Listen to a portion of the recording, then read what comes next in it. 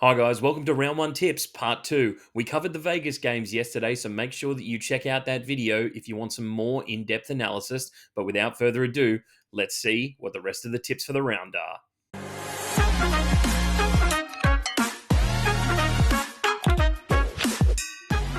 What's going on, guys? Welcome back to the Casual Athlete for Round 1 Tips. That's right, we're going through the rest of the round. We did our Vegas preview the other day, and we are now going to be taking you through the rest of the 6 games of Round 1. Obviously, Round 1 split over 2 weeks.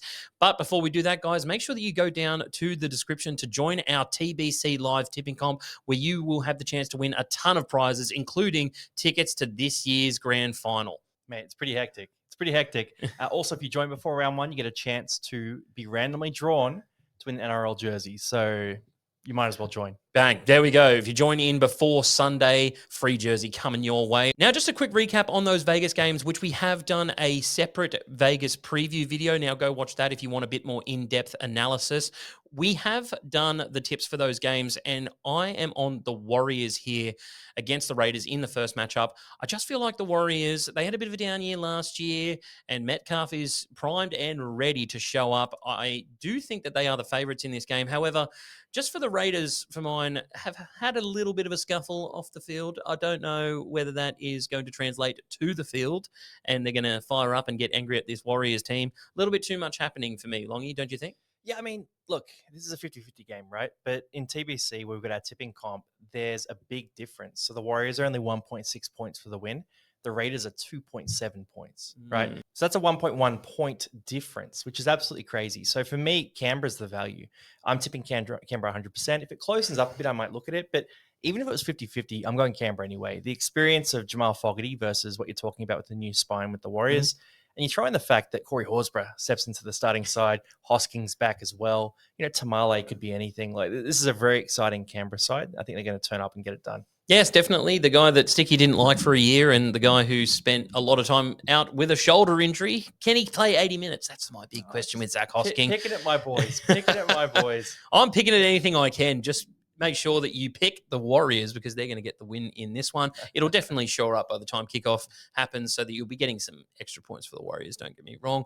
And for the second game, we also did in our Vegas preview yesterday.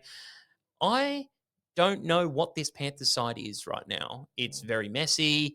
There's a lot of names in there that I didn't expect to be in certain spots. For example, Luke Garner at center. Do we think that the Sharks start hot here and the Panthers, will they need to warm into the season? Yeah, this is a tough one. So Penrith are Penrith, right? It's very hard to be against them. But I'm ready to say Penrith will fall off this year.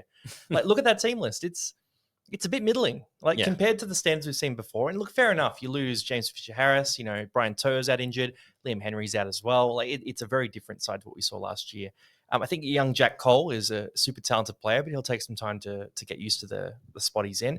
And Luke Garner at center, whether it's Iro or Ramian, I'm not sure what side he'll play, but he's going to get cooked by one of those guys. So I think Cronulla turn up, have a big day, win this game, but I do think Cleary puts on a big performance and keeps it very close. Yes, there's just one word going around for Penrith right now, and it's mess. And they need a mop on aisle 4, let me tell you. I'm also on the Sharks for this one. They are the outsiders at this point in time on TBC, so make sure that you get on them to get a few extra points. I think the Sharks get it done 1-12, though. Yep. It'll be a close one. Big outsiders too, 3.3. I just think Penrith will show up on defense. They always do. They have a system and it works. But I just think early in the season they definitely struggle for a bit of an attacking spark. Showed early last season. I expected to see a bit of the same this season. And the Sharks are one of the best teams to start the year last year as well. Moving on to the rest of our round 1 fixtures, we move then to Thursday night where we have the Roosters taking on the Broncos at Allianz Stadium. Now, the Roosters were absolutely terrible. Let's be honest in those trial games, and it's coming up against the team that were possibly the best in those trial games, wouldn't you say, in the Broncos? Do we think that this Broncos side is, they had a down year last year. Are they prepped and ready to make another finals run and possibly go on to win a premiership this year? I have them as a bit of a smoky outsider. I look at this entire matchup, 1-17, and every single part of it is dominated by the Broncos, right? So start in the middle. Payne Haas and Pat Carrigan, what answer do the Roosters have for that? Lenu's out suspended now as well. lost Warrior Hargraves. Lindsay Collins is a good player, but he's not at that level. Not at all. Right? So they're going to blow through the middle. You go to the edges and you go, all right, let's look at the playmakers. And so we've got Adam Reynolds and Ben Hunt versus Sandon Smith and Chad Townsend. So they're going to win in that regard. You go to the edges, like in terms of the sort of wide center and winger players, Brisbane win that too, right? The Roosters have just lost too many guys. And unless we see an off game for the Broncos across a number of players who are very good, right? And a really good fan from maybe Tedesco carries them. Maybe Gus Crichton dominates Jezewski, or you maybe Connor Watson gets the win at hooker there. I think the hooker situation for the Broncos is a little skeptical right now. But what momentum is he going to roll off? They're going to get cooked in the middle. It's tough. I think that Carrigan will possibly be a one-man team with Haas coming in under a bit of an injury cloud. We don't know. We definitely know what Haas is like when he plays injured. It's not great. Haas will be good, man. Yeah. He's fine. He played in the trial. He's all good. Yeah. You got Jensen. You got Xavier Willison. They've got some guys in the middle. I'm not worried. They do, and I'm still waiting for Ben Takura to pop his head up and make a play. Try in that trial. I know. It's definitely helping his chances, and I want to see him get off to a better start this year. For the Roosters, I think it's a lot of figuring it out at the start of this year. They do have a couple of early buys as well to have a bit of time off and get those injured players back into the positions that they desperately need them. But as much as I love Chatty Townsend, I just don't think it's going to be a great start to his Roosters career. The Broncos are really looking hard to go against here. Just for mine, I feel like the Broncos come into this one massive favourites, and the Roosters, right, it's going to be a lot of figuring out at the start of the season. They have a few early round buys. They need some time to get those players that they need back. They need Sam Walker. They need Brandon Smith. As much as there's been a lot of talk about Brandon Smith, they need him for the forward rotation. It really helps Connor Watson be able to play that roaming lock role that he was so good in last year. Still not loving the Radley on the edge thing. I'm not a big fan of that. And I'm excited to see Robert Toyer get a shot, especially if he gets picked. But yeah, it's just Tedesco or nothing right now, and you really expect him to be carrying them. So I think the Broncos actually get a big win here, 13+. I'm with you there. Broncos 13+. This is pretty open and shut. Yeah, bang. Moving on to Friday night at 6 p.m. at Campbelltown, we have the Tigers taking on the Knights. Now, this is a fixture that I'm not really that looking forward to tipping. It's two teams that are really looking for a bit of a bounce-back year, especially the Tigers after the 3 years that they've had and possibly the way that they finished last season, losing to the second worst team in the competition, having 60 put on them. But it's fair to say that they aren't that team anymore. They made a lot of big signings in the offseason. I'm keen to see how those shape up. Jerome Luai, Terrell May, obviously Sania Taruva, Jarrell Skelton. Is he going to get picked as well? There's a lot of names you can throw into the hat. And for the Knights, it's really about what halves pairing is going to work. Now, we have an idea of what they're going to start with. Yep. Is Fletcher Sharp the answer right now, or do you like him more out wide? I love Sharp in that spot. After the trial game, I was a big fan of it. Oh. No, it's fantastic. So they were on fire in that trial game. They looked fantastic. They were blowing holes through everywhere on the field. Dylan Lucas looked awesome. But that's a guy who he's got a rep career in front of him. Bradman Best looked really good as well. Greg Marzu was there. But Kalen Ponga, he was on fire too. The Tyson Gamble at 7 situation is not what I would choose. I just don't understand why they don't go to Hastings or Cogger. The Phoenix Crossland at 9 thing, are you in the same boat about that? Fan, man. Yeah. I'm a Jaden Brayley. I think Jaden Brayley's they've dropped him from the leadership group. They don't want him at the club at them all. It seems like hookers in the comp though. I don't understand that. Whereas Phoenix Crossland, he's got a few nice plays in him, but he's not at Jaden Brayley's level. So I'm excited about this game, though. I disagree with you on this being a bit of a stinker. This is two teams that have a lot to prove. And you got Tigers, first chance to see Luai in action. I am so excited for that. Bull is in a bit of doubt, so you got to factor that in for round 1. And there's a bit of talk that they might not choose Skelton, which if they don't, then I think they're idiots. And it's quite possible. Yeah. But overall, it's a hard one to tip. I'm going to say that the combinations win, and I think Newcastle just blow through them on the edges, because they've lost Olam at the Tigers. And was he more of a defensive specialist, though? I think who's stopping Bradman Best, mate? Tape, I think it looks like right now. I don't. Stafford Toa, probably. Yeah. Is Stafford Toa going to stop Bradman Best? Well, is Stafford Toa going to have a night like he had at Leichhardt a couple of years ago against Val Holmes? That's really the only thing I can point at. Another time, right? I just reckon on the edge, Newcastle are going to carve them up. Even you look at the edge back rowers, and Kai Pearce-Paul looked in the trials. Dylan Lucas is an attacking specialist. They seem to want to use Frizzell more in the middle this year as well, which I like because Lucas he needs to start. I think he needs to play a lot of minutes as well, and you need to pick him up in fantasy and Supercoach because he is centre wing eligible. I just think that the Knights, as you said, will get this done, find a way to get it done. It might take a while for the Tigers to gel properly. Even though they did get a win on the weekend in the trial game, it was a lot of Adam Dewey doing a lot of the hard work there. So maybe he gets a spot in the centre as well, which I'd love to see because I love Adam Dewey. He will. But yeah, I just do think that the Tigers will take a little bit of time and on the Knights here to get a close win. I don't think they blow them out, unfortunately, for your Bradman Best Fletcher Sharp boys. But what I think this will do is it'll give the Knights false hope. And you're starting the season against the Tigers, the team that finished last year. You should win. So I think they will win. Yeah, and then they'll be like, yes, we've got a great halves pairing. And then the next week it'll get really exposed. I like them. I think they play fun footy. They make some mistakes with their half selections every second week or so, but they're entertaining sides. So I go 1-12 with the Knights as well. Fair enough. The next Friday night match is the Dolphins taking on the Rabbitohs up at Suncorp. So the Dolphins get to play the first game at Suncorp this season for any Queensland team. Now the Rabbitohs, bit of a decimation at the start of this season. It doesn't look good early. No Murray for the year. We've also got Latrell out for the first 6 rounds, and that seems to be becoming a reoccurring theme every single year. Can Wayne Bennett turn this around? I mean, they made St. George look good in that trial game. Like St. George looked like comp winners. Souths, it's a hard one to back. It's a very hard one to back because when they look good, it was when Jamie Humphries came on. Yes. Right? He was really good. But other than that, they looked pretty hopeless. No Cody Walker for this one, most likely. No Latrell Mitchell, no Cam Murray. That's sort of their 3 best players. He's got, Talis Duncan, who's a great young player, stepping into lock, but he's not Cam Murray. I just think on the edges too, I think their centre pairing rated coming into this year as well. I think they're just going to get cooked. Like a guy like Herbie Farmworth, are they going to stop him? Probably not. Hamaso on the edge, he's going to cut through for, I reckon, 2 to 3 clean line breaks in this game. I really just don't have any faith in South Sydney at all. And I think the Dolphins are a bit underrated. They're everyone's spoon team. I'm going to go on record and say I think they'll be decent this year. And we did this. Remember the first year they came in, everyone said they'd be the Spooners. We said they beat the Roosters around. We were very nice to them, yes. Well, because we knew that Bennett would pull it together. And I still think this roster's underrated. So they're not a Spooner for me. And they're going to win this game. And you've almost made 2 of my points for me.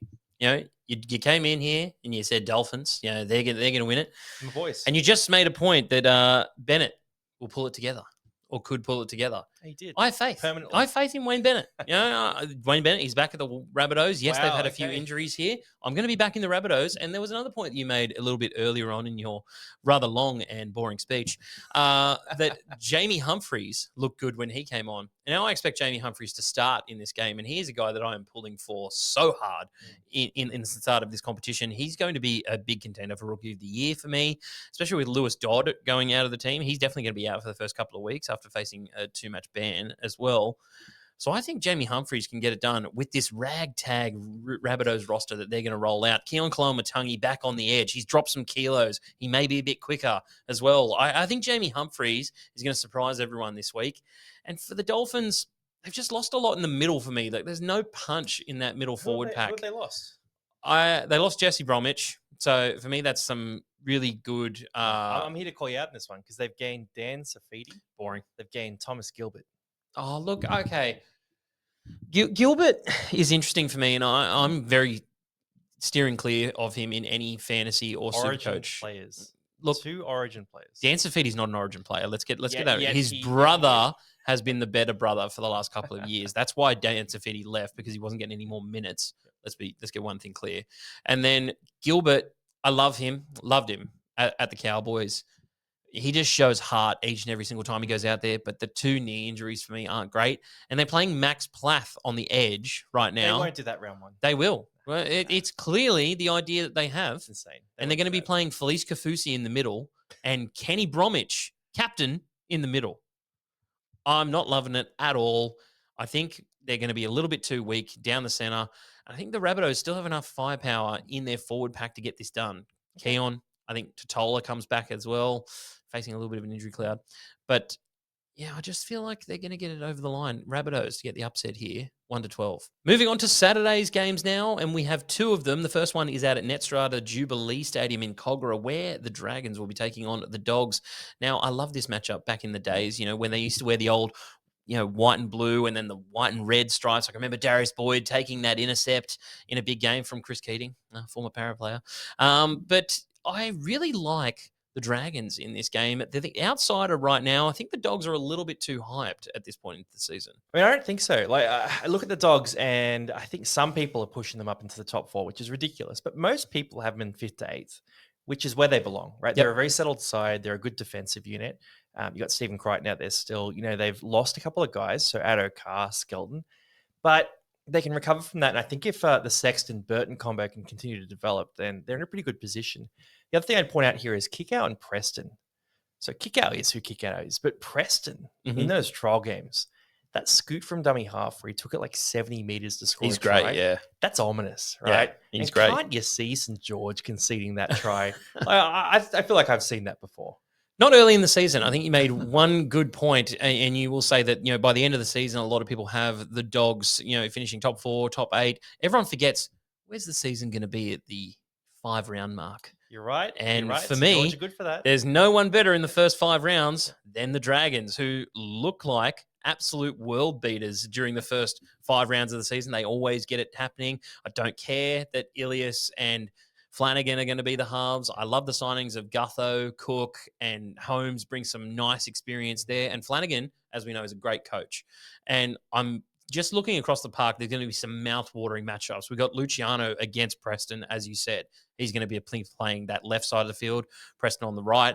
And then we've got Val Holmes up against Stephen Crichton. Now, I think that is the matchup to watch here. I'm interested from a perspective in terms of Tracy still maintaining that fullback spot. I think maybe we've seen a lot from Josh Papali'i, the new signing from Parramatta. Maybe he could have gone in there. He was a Dogs junior.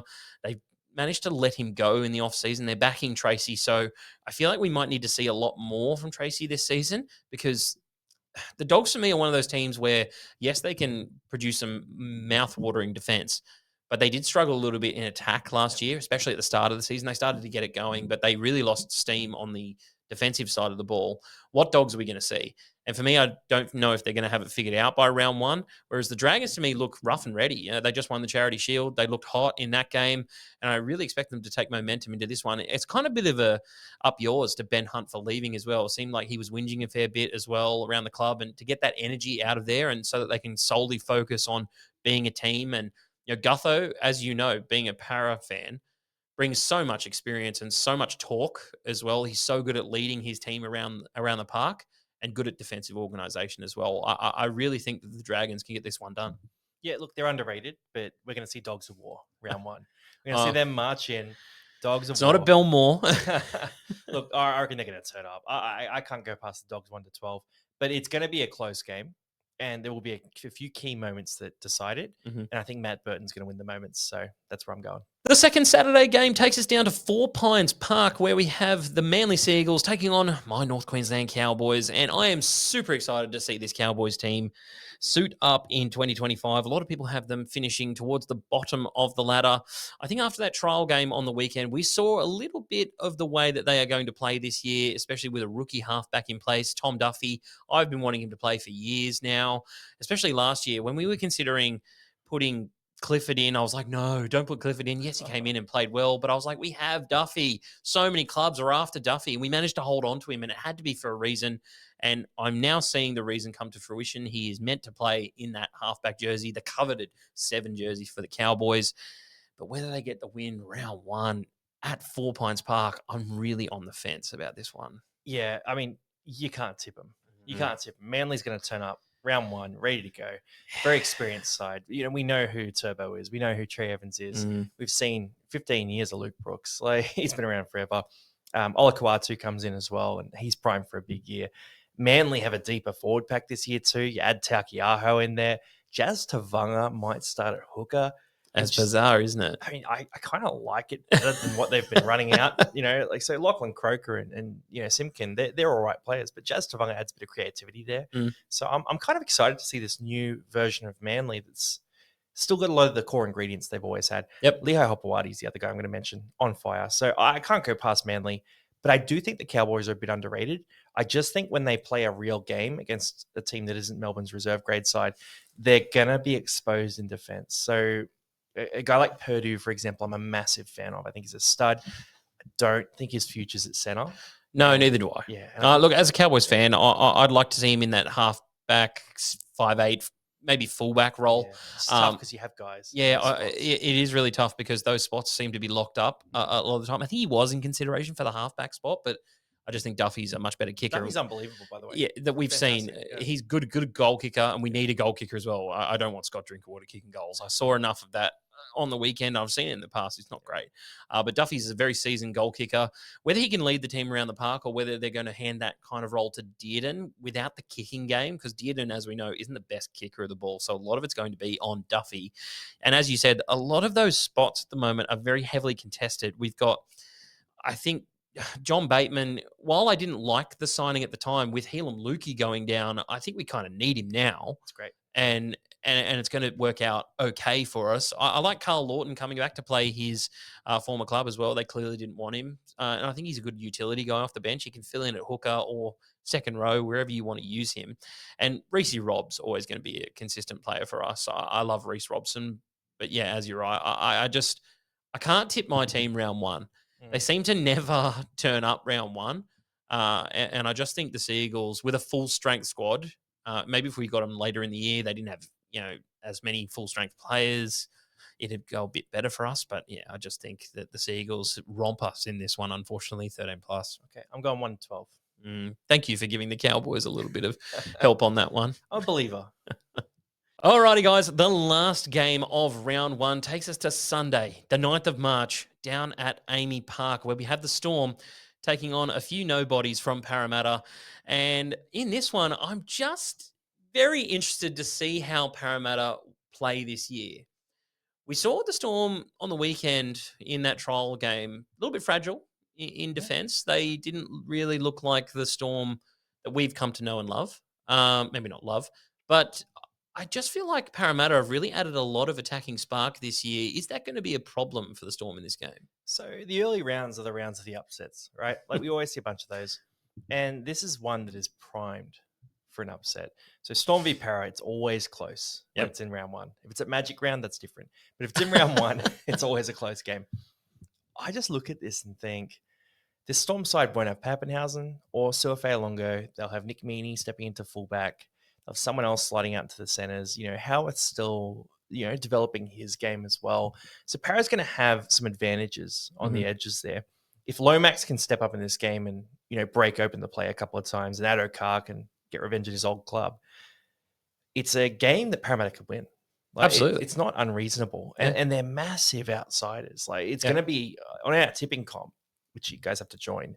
Make sure you go to link is down in the description, guys. Yeah. But in there, Parramatta will be huge. It might be 5 points for the tip, which big outsiders right now. I'm taking all those upsets. That's my strategy this year for our tipping comp because I want those taking grand final all tickets. The upsets. Mate, if they're a big upset like that, for 5 points, it's worth it. It is worth it. I just don't know if the combinations are going to be there quite yet. Yes, we've got Mitchell Moses, a fit Mitch Moses, maybe with a foot injury. No, well, I also like to think that Pappenhausen will be good for this game as well. I think it's a little bit of smoke and mirrors as well. He'll be good. He'll play round one. It'll be good to watch. In the box. Get a nice 4 and 20 pie. Yeah. He'll be telling Craig what to do out there because Craig will have no answers for what Parra are going to bring. No, I just... plus, eh? Yeah, no, I feel like the Storm have really added a nice piece in the middle. It's one that they definitely needed. Utokamanu looked fantastic on the weekend. 71 fantasy points, I think it was. Just absolutely made those tough carries that we aren't really used to seeing from Utokamanu. He tends to slack off a fair bit. But in this game, he looked driven. He looked like he wanted to be there. He's good. He's good. I can't really fault them for making that pick up. And he's a guy that's always shown a bit of talent. Had a bit of a sniff around a Blues squad. No doubt that's where he probably wants to play, or that's where his aspirations lie. So I feel like everyone will be picking the Storm in this one. But I actually think Parramatta, with the amount of injuries that they had and the fact that they are really due a bounce back at this point in time. Let me throw a counter to you, though, because look, I'm a Para fan, right? Mm-hmm. So any full disclosure on any Para tip I do, there's going to be a little bit of bias. Yes. But how Para hold up on the edges defensively against the Storm side? So if we have, I don't know if it's Kelma Tuolangi, if it's Charlie Geimer, if it's Bryce Cartwright, whoever, all these guys being talked about as the edge back rows for us, regardless of who it is, who's going to stop that Jerome Hughes Eli Katoa combo? Yep. I don't want to imagine Kelma Tuolangi up against Munster either. It looks like we're going to because it's not going to be Lane anymore. I think they're done with that. He's out till round 4. Yeah. Right. So he's gone for a while. So I just think that defense on the edges, particularly around the back rowers, if we select the wrong back rowers, and there's a lot of selections being talked about right now, could be a massive problem. So I think the smart tip is the Storm. But biased Para fan, I'd rather tip them. And I think they're a chance, and I'm only tipping them on TBC. Yep. So on our comp that we have, you get the more points for the upset. But in a regular 1-to-1 comp, I would not tip Parramatta. No, I'm in the same boat. Yeah, I would definitely love Parramatta to get a win here and really make a big statement, especially for Riles. Against his former club or former master, as it were. Wow, it's kind of like a Darth Vader killing Darth Sidious moment. I would love that. But I would get on Parramatta in our TBC comp, and for any regular comp, tipping the Storm isn't a bad tip at all. You're probably going to get 1 point for it, and you're going to be like, yeah, cool. I tip the Storm against Para. And you're not going to be happy about it. You're going to be like, yep, cool, did that, and we move on. But I want Parramatta to get a win here, 1-12. I loved games like this specific matchup when they were close. A couple of years ago. It'll be like that. It was awesome. I want that same energy again. I know it's round 1, but I think we could get something similar. And Melbourne are always ready for round 1. I just want to see the Eels be ready for round 1 and really continue into a vein of form that can see them back in the top 8. And that's what I hope for as well. So I think the Eels will actually get a win here, 1-12. Are you in the same boat? I mean, come on. I'll do it too. Get on the boys. TBC is the only tipping combo play. So I'm only in comps that reward upsets. Absolutely. So for me, I'm on the Eels. And I'm just going to jump to another game here. Titans versus the Bye. Now, this is contentious. Yeah, I know. Do you back the Titans? Big one. It might be a draw. Actually, I think 1-1. Yep. I think I'll split it. It could be a case of golden point towards the end there, but I just don't know if they have any kickers inside that can kick a field goal. All right. Titans draw against the Bye. So that's it for our round 1 tips, guys. Make sure that you join our TBC Live Tipping Comp. The link is in the description below. Get in there now for your chance to win tickets to this year's grand final and a ton of prizes, especially if you want to create your own tipping comps. If you like more content and want to see more like this, make sure that you like and subscribe to the channel where we bring out tons of videos each and every week, and we'll catch you on the next one.